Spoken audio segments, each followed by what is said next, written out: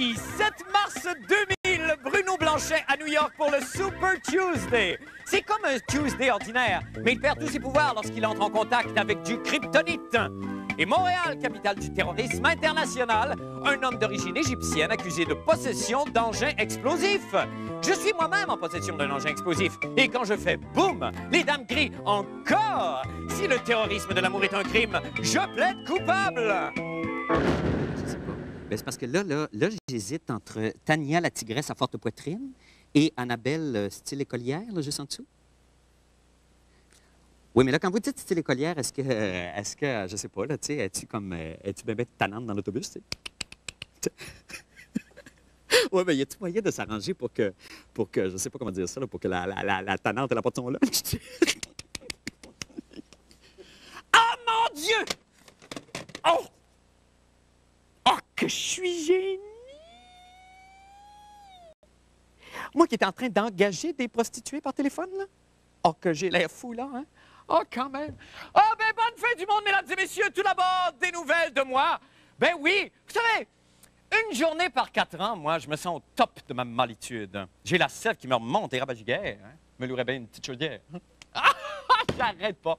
Et toute cette excitation n'est due qu'à une seule chose, les primaires américaines. Parce que vous savez qu'aujourd'hui, dans 16 États américains, on s'occupe à élire le candidat de chaque parti qui se présentera aux élections présidentielles en novembre prochain.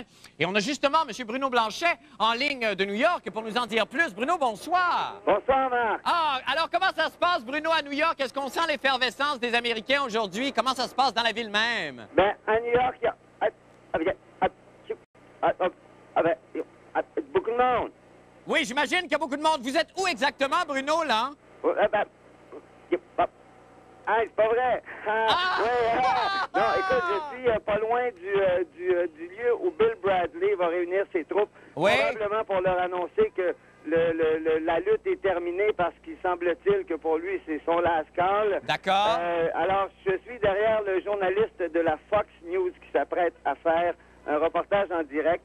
Alors, si vous regardez sur Fox, je vais envoyer la main dans à peu près 5 minutes. Ben, ça, c'est très charmant, mais en ce qui nous concerne, on va regarder votre reportage, Bruno. Merci, Marc. Sur la journée d'hier et on se reparle tout de suite après, d'accord? D'accord. D'accord, on regarde le reportage de M. Blanchet. Ici à New York, l'heure a sonné pour le Super Tuesday.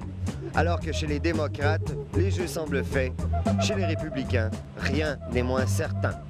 Pendant que les journaux n'en ont que pour Bush et McCain, du côté des démocrates, Bill Bradley traîne de la patte. Pourtant, il espère toujours un comeback. Nous sommes allés à son quartier général.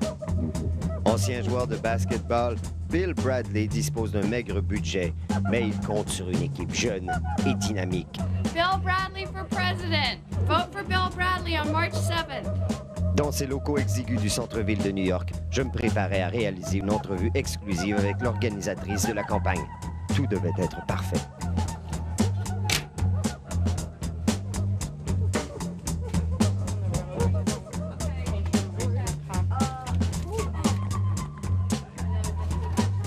OK. J'étais maintenant prêt à rencontrer Sarah Sullivan. Comment on dit ça, un résumé, je veux juste je cherche le terme pour voyons, dire où est-ce qu'on est rendu dans la campagne. C'est un, si tu trouves le mot, là. Ouais. Ouais, mais Maybe somebody here speaks French. Okay, no, how's it going? That's a good question. It's going really well. Okay, all right. Can you jump? Sure. Lima. Oh, very good, thank you. De retour à l'hôtel, nous tentons alors d'obtenir une entrevue avec l'organisateur de la campagne du deuxième candidat sur notre liste, John McCain. Really like to have an interview with the chief of campaigns. Yes, no, it wouldn't take, no time at all. If I could just take, please, your address. Nous nous dirigeons alors vers son quartier général sur Staten Island. On m'avait prévenu que l'organisateur était un fin renard. Pour une des rares fois de ma carrière, j'allais devoir user de charme. Comment on dit ça, voyons, they're very nice, very... Thank you. Curtis? C'est ça? Yeah. Over the phone. notre recherchiste, she said that you guys were the best. Great. Thank you. Thank you. Curieusement, les deux autres candidats n'ont jamais retourné nos appels. Ne restait qu'à rentrer à l'hôtel avant de repartir vers de nouvelles aventures. Bruno Blanchet, envoyé spécial, New York. Ben c'est merveilleux, ça, Bruno. On a appris énormément. Merci, Marc. Et on a senti aussi l'effervescence de la course. Oui. Là, vous restez encore là pour une autre journée. J'ai hâte d'avoir demain, je pense, une analyse des résultats. Bruno, que vous allez nous offrir? Bien sûr, mais sauf qu'il nous est arrivé une aventure assez excitante ici à New York. C'est vrai. Et que j'aimerais partager avec vous. Je peux juste vous dire qu'on a vu quelqu'un en short, mais je peux pas dire c'est qui. C'est merveilleux, Bruno. On doit se quitter là-dessus. Merci infiniment. On va voir ça demain, j'imagine. Merci, Bruno, et bonne soirée à vous. Bye. Bye. Je suis épuisé. Maintenant, pour les nouvelles de la fin du monde. Eh bien, vous savez que le studio où j'enregistre cette jolie petite émission est situé à Montréal, plus précisément dans le quartier Parc Extension. Ça, c'est au nord de la ville, hein? Juste à côté de la bijouterie Caline, hein? Bon. Et ce matin, dans le journal, entre autres choses, j'apprenais qu'un homme d'origine égyptienne avait été arrêté à quelques rues d'ici à peine, hein, avec des engins explosifs. Un terroriste dans mon quartier. Mais ça, bon, ça a toujours été un problème ici depuis longtemps. Je me souviens quand j'animais mon émission pour enfants ici même, Marco s'en souvient, Frulambourg et Doux-Bonbon, on avait toujours des terroristes dans les jambes. Et ça, c'était très, très, très fatigant. Je pense qu'on a un extrait d'ailleurs de ça. Ah là là, les enfants! Il est parti par où, le terroriste? Il est parti par là? Non! Il n'est pas parti par là, il est parti par là? Oui! Ah, vous êtes certain qu'il n'est pas parti par là? Non! Il est parti où, le terroriste? Il est parti par là? Oui! Vous êtes certain qu'il est parti par là?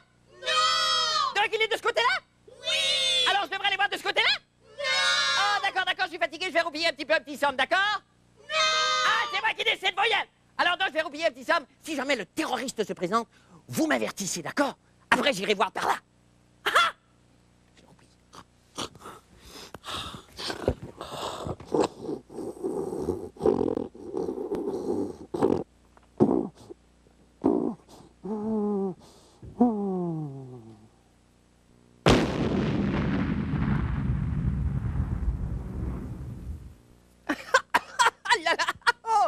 Mais la bombe a explosé! Oui! Mais là, vous m'avez pas averti, les enfants! Mange de la merde!